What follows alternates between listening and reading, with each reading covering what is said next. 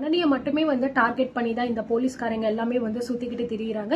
ஏன்னா அங்க வந்திருக்கிற அந்த விசாரிக்கிற போலீஸே பாத்தீங்கன்னா ராவணனோட ஆளுதான். அது யாருக்குமே வந்து தெரியவே மாட்டேங்குது. சொல்ல போனோம் அப்படின்னா இப்ப பத்தாததுக்கு இந்த தர்ஷினி வேற எல்லாத்தையுமே வந்து மருந்து தொலைச்ச மாதிரி வந்து பண்ணிக்கிட்டு இருக்கா. இவங்களுக்கெல்லாம் என்ன சொல்றதுன்னே வந்து ஒன்றும் தெரியல. ஏதாவது ஒரு விஷயம் நடந்துருச்சு அப்படின்னா ஆரம்பத்துல இருந்து நடந்த எல்லாத்தையுமே வந்து மறந்துடுவாங்க போல இருக்கு. உண்மையிலேயே வந்து ஸ்டோரியை வந்து எந்த அளவுக்கு பேடா கொண்டு போகணுமோ அந்த அளவுக்கு வந்து கொண்டு போய்கிட்டு இருக்காங்க. ஸோ இதுக்கெல்லாம் அதாவது ஜனனி வந்து இதுல இருந்து வெளியில வரணும், ஜனனி தான் இவளை வந்து இவ்வளோ ரிஸ்க் எடுத்து காப்பாத்திருக்கா அப்படிங்கிற விஷயம் தர்ஷினி வாயை திறந்தா மட்டும்தான் தெரியும் அப்படிங்கிற மாதிரி நம்ம நினைச்சுக்கிட்டு இருந்தா, இப்ப தர்ஷினியை கூப்பிட்டு விசாரிக்கும் போது அவளுக்கே வந்து ஒண்ணுமே தெரிய மாட்டேங்குது, என்ன சொல்றதுன்னே வந்து தெரியல. ஒரு பக்கம் இப்படித்தான் ஈஸ்வரிய வந்து பாத்தீங்கன்னா அந்த ஆதி குணசேகரன் அடிச்சு பயங்கரமா வந்து பாத்தீங்கன்னா சோ ரொம்ப சீரியஸான நிலைமையில வந்து போட்டாரு. அப்ப கூட வந்து அவ்வளவு தூரம் வந்து போராடி எல்லாருமே வந்து சேர்ந்து காப்பாத்தினாங்க. அண்ட் இப்போ வரைக்கும் ஜனனி போராடிக்கிட்டு இருக்கிறது அங்க இருக்கிறவங்களுக்காக மட்டும்தான். ஆனா இந்த ஈஸ்வரி கொஞ்சம் கூட வந்து நன்றியே இல்லாம எல்லாத்தையுமே வந்து மறந்துட்டு என்ன சொன்னாலும் சரி ஆதி குணசேகரன் சொல்றதுதான் சரி அப்படிங்கிற மாதிரி ஜனனியவே எதிர்க்க ஆரம்பிச்சுட்டா இப்ப அவ. சோ அவ பண்றதே இங்க வந்து ஒரு பெரிய இரிட்டேட்டிங்கா இருக்கு அப்படின்னா இப்போ இந்த பக்கம் இவ வேற வந்து பண்ண ஆரம்பிச்சுட்டா. ஆக மொத்தம் பாத்தீங்க அப்படின்னா இந்த சீரியலை பொறுத்த வரைக்கும் இந்த கதையை பொறுத்த வரைக்கும் வில்லன்கள் மட்டும்தான் வந்து பெர்ஃபெக்டா வந்து போய்கிட்டு இருக்காங்க. சோ நல்லவங்க எல்லாமே பாத்தீங்கன்னா அப்படியே வந்து அங்கங்க பிச்சு போட்ட மாதிரி தான் வந்து அப்படியே உட்காந்துக்கிட்டு இருக்காங்க அப்படின்னு தான் வந்து நான் சொல்லுவேன். அண்ட் உங்களுக்கு இதை பத்தி என்ன தோணுது அப்படிங்கறத கண்டிப்பா நீங்க கமெண்ட்ல சொல்லுங்க. ஸோ அந்த மாதிரி ஹாஸ்பிட்டலுக்கு செக்கப்புக்கு போயிட்டு பார்த்தீங்கன்னா அவங்க 3 பேருமே வீட்டுக்கு வந்த உடனே போலீஸ் வந்து விசாரிப்பாங்க, எங்கே போனீங்க என்ன ஏதுன்னு சொல்லிட்டு. இப்போ விசாலாட்சியை பொறுத்த வரைக்கும் ரொம்ப நல்லாவே வந்து பேசுறாங்க.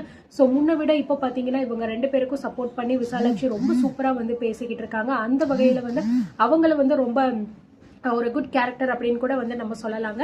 ஸோ போலீஸ் கிட்ட வந்து பாத்தீங்க அப்படின்னா பேசுவாங்க, இது மாதிரி ஹாஸ்பிட்டல் போயிட்டு செக்அப் பண்ணிட்டு வந்தோம்னு சொல்லிட்டு. ஸோ எதுக்காக அப்படின்னு கேட்கும்போது அப்போ கூட விசாலாட்சி சொல்லுவாங்க, உனக்கெல்லாம் அறிவு இருக்கா இல்லையா, நீ எல்லாம் என்ன போலீஸ். ஸோ இந்த மாதிரி ஒரு லேடிஸ் வந்து ஹாஸ்பிட்டல் போறாங்கன்னா அதுக்கு 1000 காரணம் இருக்கும். எங்க போனேன்னு கேட்டு அதுக்கு பதில் சொல்லியாச்சு, ஏன் போனா எதுக்கு போனா அப்படிலாம் உங்ககிட்ட சொல்லணும்னு என்ன அவசியம் அப்படிங்கிற மாதிரி விசாலாட்சி சொல்லும் போது ஸோ ஜனனி வந்து சொல்றாங்க, சார் நான் பிரெக்னெண்டா இருக்கேன் சார், அதுக்காக செக்அப்காக வந்து போயிட்டு வந்தோம், இதுல என்ன தப்பு இருக்கு, இதை கூட உங்ககிட்ட சொல்லிட்டு போகணும்னு என்ன அவசியமா அப்படின்னு கேட்கும்போது எதே பிரெக்னெண்டா இருக்கீங்களா, என்ன இது ரொம்பவே விசித்திரமா இருக்கே அப்படிங்கிற மாதிரிலாம் வந்து கேட்பாரு. என்ன இது விசித்திரமா இருக்கு அப்படின்னா என்ன, காலங்காலத்துல பொம்பளைங்க தான் வந்து மாசம் ஆவாங்க, பின்ன என்ன உன்ன மாதிரி ஆம்பளைங்கள ஆவாங்க அப்படின்னு விசாலாட்சி வந்து கேட்டுருவாங்க. அப்போ இவங்க பிரெக்னெண்டா இருக்காங்க அப்படின்னா எதுக்கு வந்து இவ்வளோ விஷயத்தெல்லாம் வந்து பண்ணணும். ஒரு வீட்டுல இருக்கிற ஒரு பொண்ணை போயிட்டு கடத்திட்டு அவங்கள வச்சு வந்து இது பண்ணி இந்த மாதிரி ஒரு தீவிரவாதி பொண்ணோட வந்து தொடர்பு வச்சுக்கிட்டு சேச்சா இதெல்லாம் நினைக்கும் போதே வந்து எனக்கு ஒரு மாதிரியா இருக்கே, எப்படி இவ்வளவு ரிஸ்கான விஷயத்த நீங்க வயிற்றுல குழந்தைய வச்சுட்டு பண்ணிருப்பீங்க, இதெல்லாம் நம்புற மாதிரியே இல்லையே அப்படிங்கிற மாதிரி அந்த போலீஸார் வந்து கேட்கிறாரு. ஸோ உடனே பார்த்தீங்க அப்படின்னா விசாலாட்சி சொல்றாங்க, நீங்க வந்து சொல்றது எல்லாமே வந்து உங்களுக்குள்ளேயே வச்சுக்கோங்க, என்ன நடந்துச்சு ஏது நடந்துச்சுன்னு சொல்லிட்டு உங்களால இன்னமும் விசாரிக்க முடியல, சொன்னதையே தான் திரும்ப திரும்ப நீங்க வந்து சொல்லி உருட்டிக்கிட்டே இருக்கீங்க, உங்ககிட்ட எல்லாம் நாங்க வந்து எக்ஸ்பிளைன் பண்ணணும் அப்படின்னு எங்களுக்கு என்ன அவசியம் இருக்கு அப்படிங்கிற மாதிரி விசாலாட்சி வந்து சொல்றாங்க. நீங்க பாருங்கம்மா, நான் என்ன கேட்கறேனோ அதுக்கு நீங்க பதில் சொல்லிதான் ஆகணும், உங்க இஷ்டத்துக்கெல்லாம் நீங்க வந்து இருக்க முடியாது அப்படின்னு சொல்லும் போது இது ஏன் வீடு, அப்ப என் இஷ்டத்துக்கு நான் இருக்காம பின்ன வேற யார் இஷ்டத்துக்கு நான் இருக்க முடியும், ஒழுங்கா நீங்க விசாரிக்கிறத சரியா விசாரிக்கிறீங்களா, அதுக்கே வழி இல்லை உங்களுக்கு அப்படின்னு வந்து சொல்றாங்க.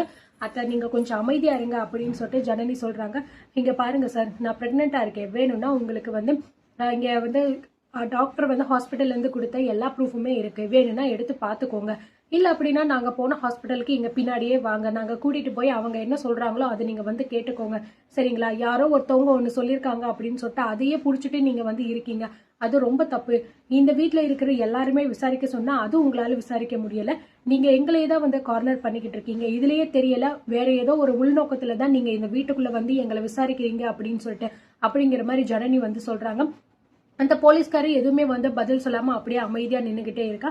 சோ சக்தியும் சொல்றாங்க, ஆமா ஜனனி நீ சொல்றது வந்து சரிதான், இந்த போலீஸ்காரரை பார்த்தா நியாயமா விசாரிக்கிற ஆள் மாதிரியே வந்து தெரியல, ஏன்னா எப்ப பார்த்தாலும் அவர் வந்து உன்னை மட்டும்தான் வந்து கார்னர் பண்ணிக்கிட்டு இருக்காரு, உன்னை எப்படியாவது ஸ்டேஷனுக்கு கூட்டிட்டு போகணும், உன்னை விசாரிக்கணும், அப்படிதான் பண்றானே தவிர இங்க என்ன நடந்துச்சு என்ன ஆச்சு அப்படிங்கறத ப்ராப்பரா விசாரிக்கிற மாதிரி ஒரு ஐடியாவே இந்த ஆளுக்கு கிடையாது, வேற யாரும் சொல்லி வச்சுதான் இவர் இதெல்லாம் வந்து பண்ற மாதிரியே எனக்கு தோணுது அப்படிங்கிற மாதிரி சொல்லும் போது என்ன நீங்க ஆளுக்காளுக்கு வந்து போலீஸை பத்தி இவ்வளோ தப்பா பேசிக்கிட்டு இருக்கீங்க அப்படிங்கிற மாதிரி வந்து அந்த போலீஸ் கேட்க, நாங்க ஒன்றும் தப்பா சொல்லல சார், நடக்கிற விஷயத்தை தான் உங்ககிட்ட வந்து சொல்லி புரிய வச்சுக்கிட்டு இருக்கோம்.